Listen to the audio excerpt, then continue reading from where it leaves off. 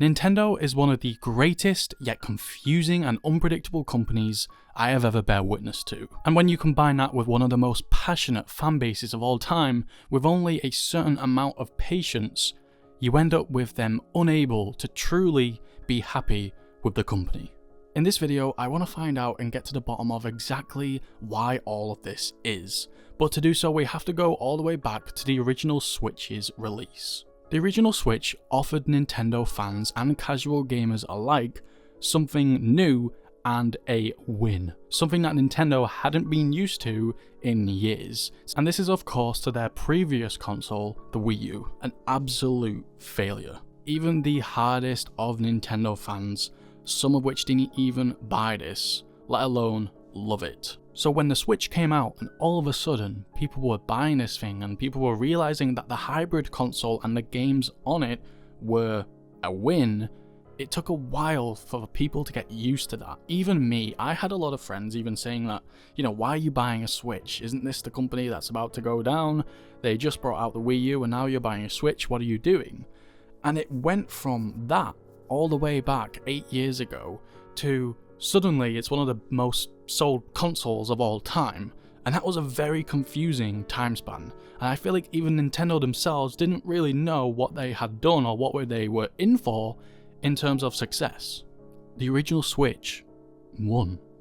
A console that you could take anywhere yet play on the TV, and the library of games even competed with the 3DS.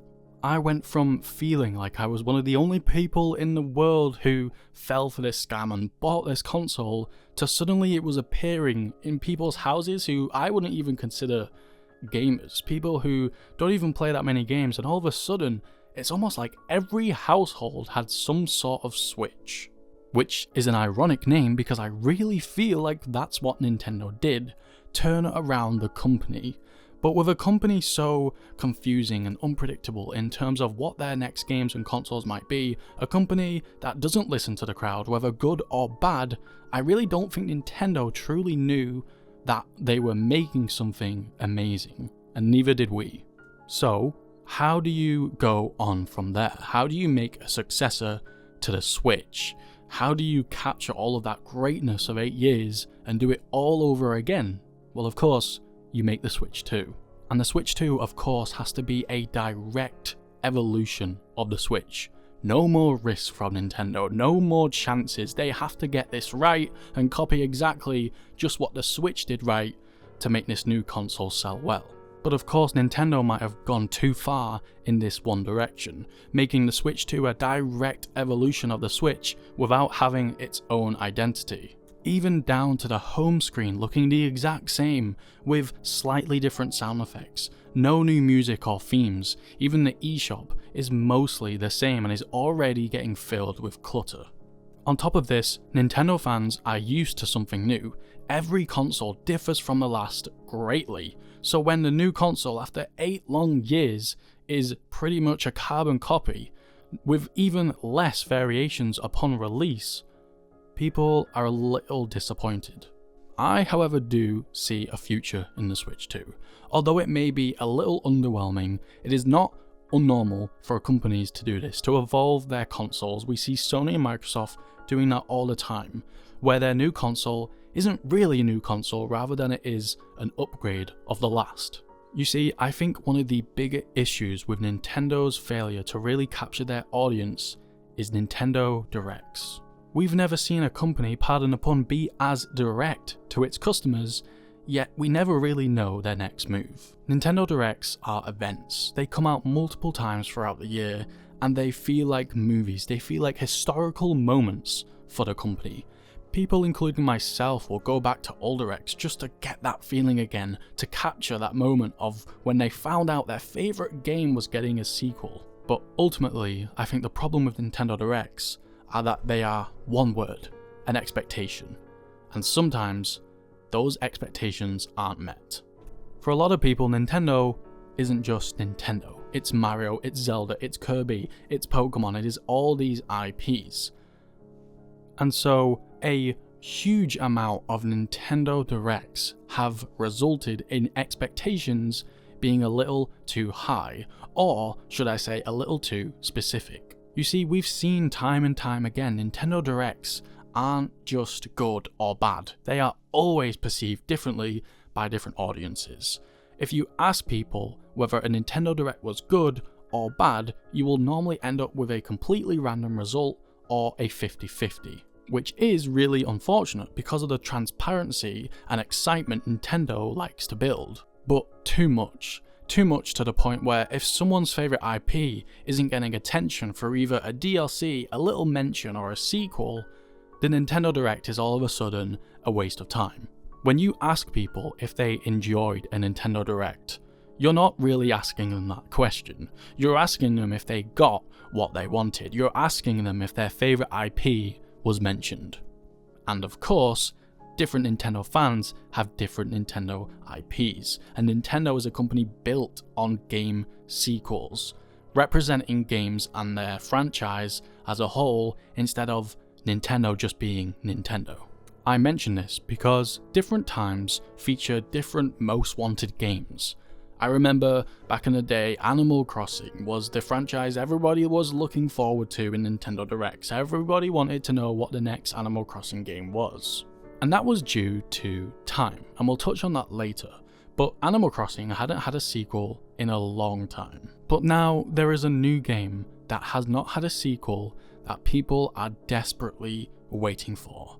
And that game is Mario Odyssey, or should I say Mario Odyssey 2. Mario Odyssey is a perfect example of why Nintendo fans can never be happy. Because Mario 3D games are built upon being different from each other.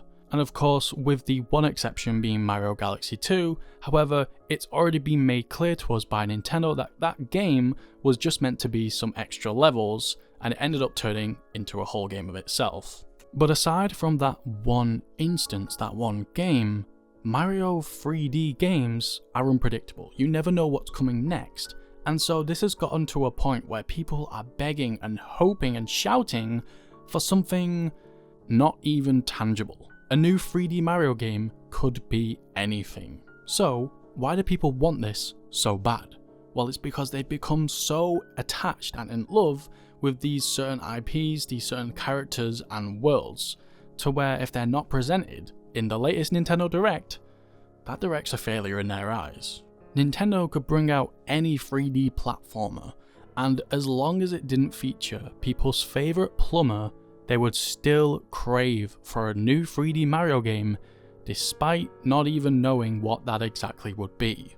And I know this because the sequel to Mario Odyssey is already out, and it's called Donkey Kong Bonanza.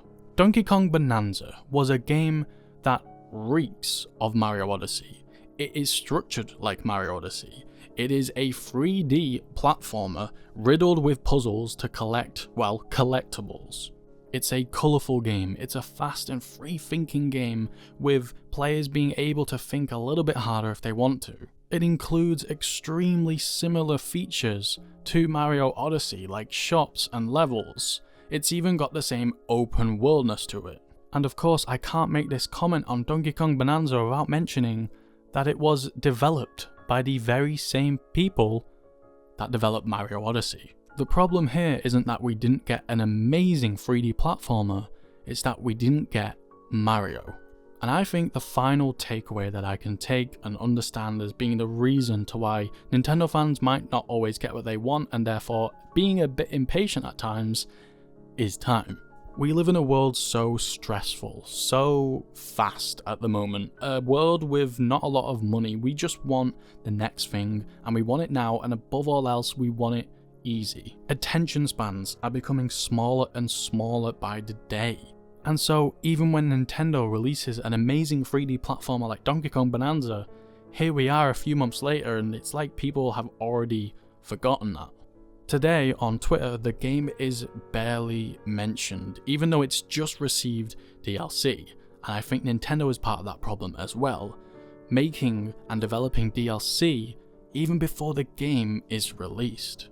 So again, when you combine that fanbase that don't know exactly what they want, and Nintendo, a company that don't even know what they're creating next, you're left with a bit of a mess. If there's one takeaway I would like people to have after watching and listening to this video, it is take it easy, take it slow, and appreciate every game you have. Because you never know, in 8 years, because time has passed, that might be just the favourite franchise you are waiting for in your next Nintendo Direct. And at the same time, you never know Nintendo's next move. So enjoy what you have while you have it.